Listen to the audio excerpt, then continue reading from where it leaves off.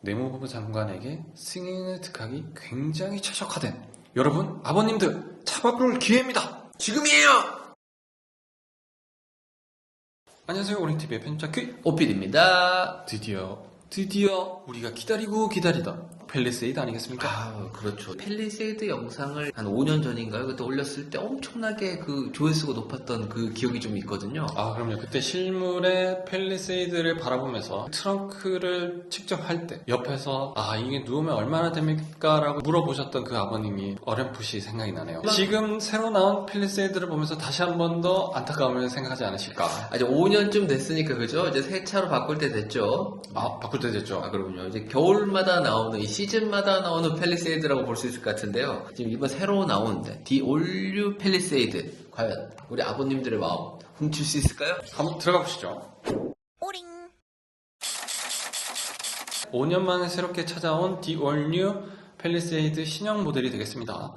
페이스리프트를 통해서 또 새로운 모습을 보여주긴 했지만 이번에 새롭게 모델 체인지가 된 이 모습, 나는 팰리세이드라는 것을 명확하게 보여주는 디자인이에요. 첫인상을 보고 꼭 얘기를 안 할 수가 없는데요. 편집자 K께서는 어떻게 느끼시나요? 정말 웅장하고 울그락불그락하지 않으면서도 굉장히 고급스러움을 한층 더 가미시킨 매력적인 차라고 느껴 보여집니다. 맞습니다. 이게 대부분의 팰리세이드를 기다리시는 분들이 아마 똑같은 느낌을 받았을 것 같은데요. 크고 웅장하면서도 럭셔리하다. 아니, 팰리세이드가 이렇게까지 좋은 느낌을 주는 차였나요? 전 지금까지 팰리세이드가 큰 차고 그냥 비싼 차다라는 정도로만 생각했지 이렇게 고급스럽다라는 느낌은 느끼지 못했었거든요. 그렇죠. 그냥 큰 차다. 골프백 많이 들어가는 큰 차다. 큰 차기 때문에 좀 비싼 거지. 이런 생각이었는데 이번에 팰리세이드는 그럼에도 불구하고 나는 현대에서 제일 비싼 SUV야. 그런 고급감을 한층 더 부각시켜주는 디자인을 표현하고 있네요. 그러네요. 언제부턴가 현대 자동차의 맏형이 됐네요. 네, 그 가성비라는 꼬리표를 떼고 고급차야 라고 또 이름표를 바꿔 달았습니다. 맞습니다. 네, 전면을 바라봤을 때 가장 눈에 띄는 거는 전면 그릴과 DRL이 되겠습니다. 맞습니다. 이 DRL 굉장히 독특한데요. 네, 원래 그 팰리세이드는 세로의 헤드램프 디자인을 가지고 있었죠. DRL도 세로로 가지고 있었고요. 위아래로 일자로 떨어지는 디자인이었는데 이번에는 가로선을 가지고 이제 세로로 일자로 떨어지는 패턴의 디자인을 보여주고 있습니다. 네, 하여튼 이 켜켜이 쌓여있는 DRL이 굉장히 이 첫인상이 굉장히 독특하게 다가옵니다. 그만큼의 큰 사이즈를 가지고 있는 사각 패턴의 디자인인데요. 이 디자인 자체가 엄청나게 크다 보니까 전면에서 강인한 인상을 먼저 보여주고 있고요. 그리고 양 끝에 배치되어 있다 보니 이 차가 한층 더 크다는 것을 보여주고 있습니다. 안 그래도 제가 최근에 나오는 현대차의 DRL들이 사실 가로로 쭉 긋지 않았습니까? 근데 이 차는 그 조금 느낌이 없더라고요.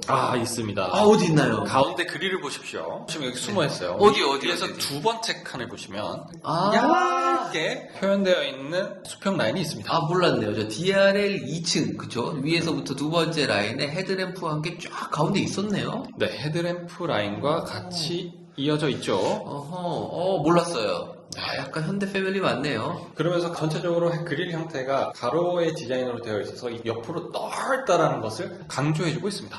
맞습니다. 저는 이게 예전에 그 팰리세이드에 나왔을 때 처음에 편집자 K께서 그러셨거든요. 약간 방패 모양의 그릴 같다. 그렇죠. 그렇죠. 이번 차도 그런 느낌 좀 있어요. 그러네요. DRL에서 보여주는 것 같고요. 어허. 그에 반면에 그릴 같은 경우에는 위아래로도 굉장히 크다라는 것을, 굉장히 높다라는 것을 표현해주는 디자인을 가지고 있네요.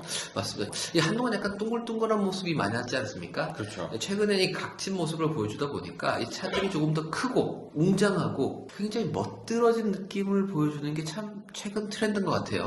현대만의 독특한 디자인의 또 다른 패러다임을 보여주고 있는 게 아닌가 그런 생각이 듭니다. 네, 그리고 좀 그릴 아래 보면 굉장히 독특한 모양의 장식이 있는데요. 저건 뭔가요? 저건 또 인테이크 아니겠습니까? 디자인의 포인트이지 않을까라는 생각이 드네요. 그리고 굉장히 힘을 준 것 같아요. 그죠? 굳이 네. 없어도 될 것 같고, 어떻게 보면은 그쪽 까만색으로 통일해도 될 것 같은데, 네. 일부러, 말씀하신 대로 약간 엣지를 준 게 아닐까. 네, 무엇보다도 아래쪽에 있는 스키드 플레이트 쪽을 은색으로 마감을 처리를 해놨는데요. 위와 아래의 경계를 표현해주면서 전면 부분을 좀 굉장히 부각시켜주는 느낌을 보여주고 있습니다. 명확하게 경계를 표현해주고 있다는 게 이번 신형 팰리세이드의 전면의 특징이지 않을까라는 생각이 드네요. 그리고 저는 저 부분도 굉장히 눈에 띄는 부분이 하나 있는데요. 바로 저기 앞유리 위에 저 크롬이 한 바퀴 돌아가는. 저 신기하지 않나요? 아, 경계를 뒀네요. 최근 트렌드는 어떻게 보면 앞유리가 천장까지 쫙 이어져 있는 그런 느낌을 계속 보여줬었는데요.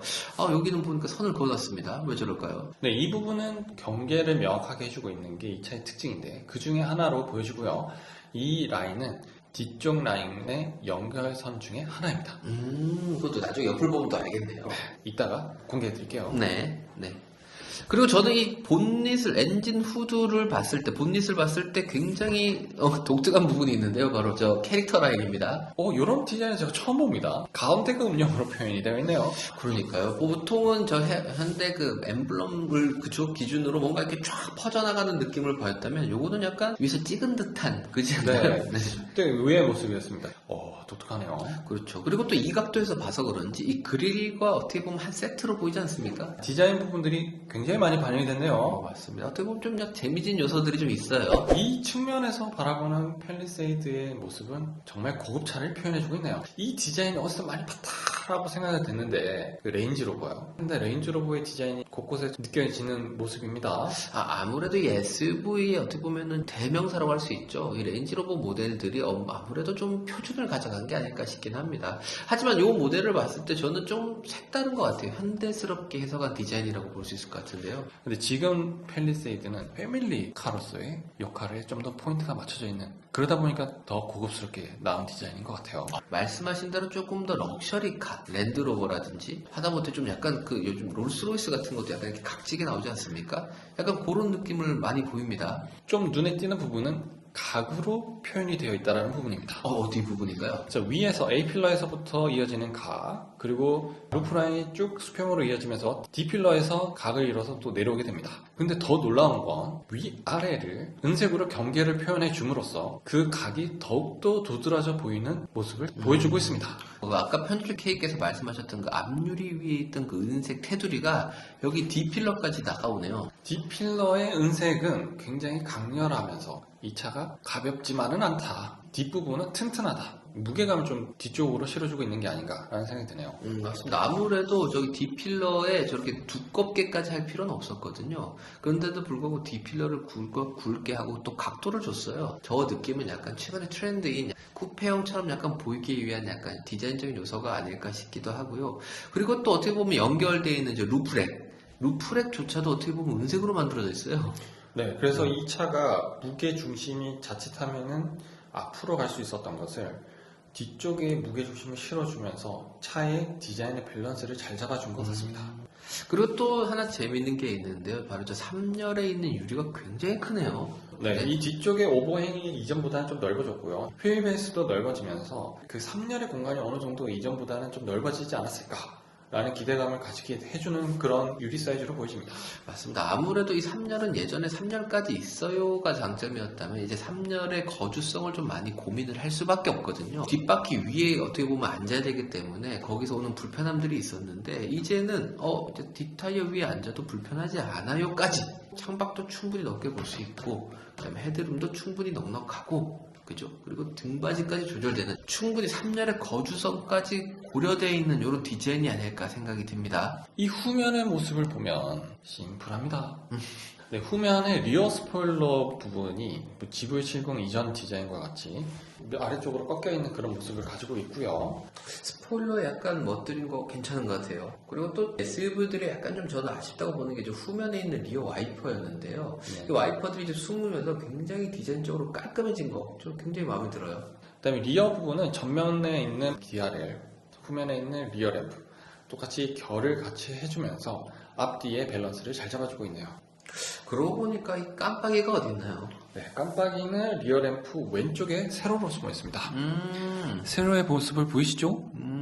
저 6개가 다 깜빡인가요? 그렇죠. 굉장한데요? 저런 깜빡이가 있었나요? 디자인의 포인트라고 할 수 있지 않을까 싶고요. 그 이전에 저희가 깜빡이가 아래에 있어서 좀 불편하다라는 얘기를 많이 했었는데요. 좀 위에 올라왔어요. 좋아요. 이제 SUV 깜빡이는 다 올라오고 있죠. 그렇죠. 산타페가 조금 아쉽네요. 아, 짜잔! 모든 것을 다 갖춘 8방 미인의 차 팰리세이드 실내가 되겠습니다. 최근에 나왔던 차들이 어떻게 보면 이 계기판하고 이 내비게이션이 이렇게 플로팅 되어 있는, 그죠? 이렇게 떠 있는 느낌의 것에서 다시 대시보드가 이 전체를 다 감싸는 느낌까지 많이 올라왔어요. 이전에 비해서 그 대시보드에 파묻혀 있는 모습을 보여주고 있는데요. 그 이야기인즉은 그만큼 차체가 높다. 그 벨트 라인 자체가 굉장히 높게 형성이 되어 있기 때문에 이 대시보드 라인도 결을 맞춰서 높게 형성이 되어 있다라고 보시면 될 것 같고요. 그러면서 양쪽에서 이렇게 감싸주는 형태의 디자인을 가지고 있다 보니 큼지막한 차라는 모습을 보여주고 있습니다. 이 정도의 사이즈는 얼마 전에 공개했던 타스만의 실내 사이즈와 견져볼만 하지 않겠습니까? 아, 그러네요. 이 타스만이 또 있었네요. 어떻게 보면 근데 타스만보다 좀 더 고급스러운 느낌이 드는 건 왜일까요? 아무래도 이게 전부 다 가죽이 쓰여졌다 라는 부분이 도심형 세단의 느낌을 주면서 고급스러움을 한층 더해주고 있는 게 아닌가라는 생각이 들고요. 그러면서 앰비언트 라이트가 주변에 곳곳에 숨어서 표현해주고 있습니다. 맞습니다. 이전까지의 앰비언트 라이트는 원래 기존에 있던 차에 앰비언트 라이트를 억지로 끼워넣은 듯한 느낌이 들었다라면 이 차는 어떻게 보면은 처음부터 염두에 두고 만든 게 아닐까라는 생각이 들어요. 그 이유인즉은 실내의 디자인 컨셉은 집에 있는 가구를 모티브로 해서 디자인을 했다라고 하거든요. 간접 조명을 이렇게 넣으면 되겠다. 어떻게 보면 최근에 그 벤츠 같은 거는 굉장히 이렇게 화려하지 않습니까? 너무 화려합니다. 네, 이제 그런 거를 조금 싫어하시는 분들한테는 더 그렇죠. 이런 느낌이 더. 약간 좀 덜어낼 필요는 있죠. 네, 그러면서 이제 가운데 부분이 독특한 디자인을 가지고 있긴 한데요. 가운데 공조가 있으면서 주변에 스위치들이 둘러싸고 있습니다. 저는 좀 굉장히 독특하다고 보는 게 최근에 잘 아시겠지만은 이 CCNC라고 이 화면이 크게 나오면서 사실 버튼들이 많이 없어졌었거든요. 그렇죠. 특히나 이 테슬라 모델들이 나오면서는 거의 뭐 트렌드처럼 없어졌다가 이제 어떻게 보면 다시 좀 버튼이 많이 나오는 것 같아요. 팰리세이드잖아요. 버튼이 있어야 되는 차입니다. 크니까요. 직관적으로 사용하기 편리하지 않겠습니까? 뭐 그것도 맞는 말씀 같네요. 그리고 좀 독특한 게 하나 있는데요. 사실 이 차 밖에서 봤을 때는 굉장히 각지고 여러 개 층층이 싸우는 느낌이었다가 실내는 좀 약간 동글동글한 느낌으로 가는 것 같아요. 곡선의 라인을 이용하면서 음각의 형태를 또 여전히 여실히 보여주고 있는데요.